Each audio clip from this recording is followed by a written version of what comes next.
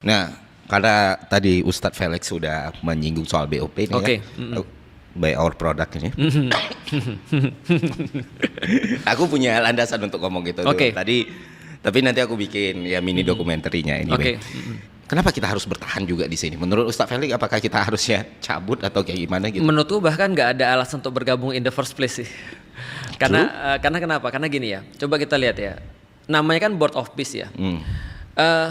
Sebenarnya itu nggak ada kaitan apapun dengan peace menurutku. Karena kalau Amerika benar-benar mau peace, itu dia sudah punya kesempatan banyak banget.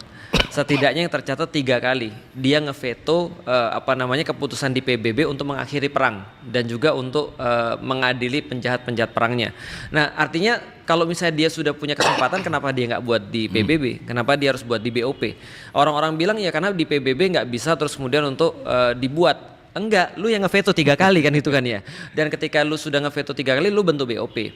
Nah, itu yang poin pertama. Poin kedua, kalau kita lihat ya, sebenarnya kita harus balik lagi mengartikan penjajahan itu apa sih sebenarnya? Penjajahan itu kan merenggut cara berpikir bebas ya, dan juga merenggut aktivitas untuk melakukan sesuatu secara merdeka. Itu kan adalah penjajahan.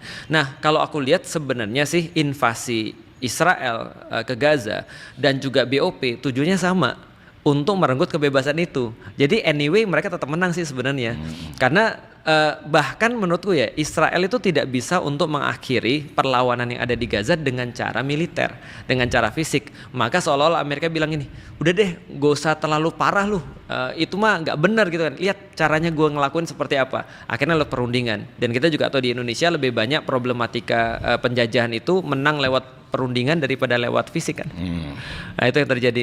Jadi BOP menurutku ya ngapain dia gabung untuk kesana di waktu yang pertama gitu, maksudnya ngapain dia gabung, apa alasannya? Kalau alasannya adalah kata Presiden Prabowo ini adalah the only way, aku juga nggak tahu ini the only way atau enggak, karena narasi the only way itu ya terus PBB ngapain kan gitu kan ya. Walaupun aku juga paham sih PBB nggak bisa apa-apa sih, tapi kalau dikatakan the only way itu kayaknya aneh banget sih. There's nothing we can do sebenarnya ya. Betul, kita nggak bisa buat apa-apa. Akhirnya ya terbuktikan semuanya kan ya, ketika Iran diserang misalnya.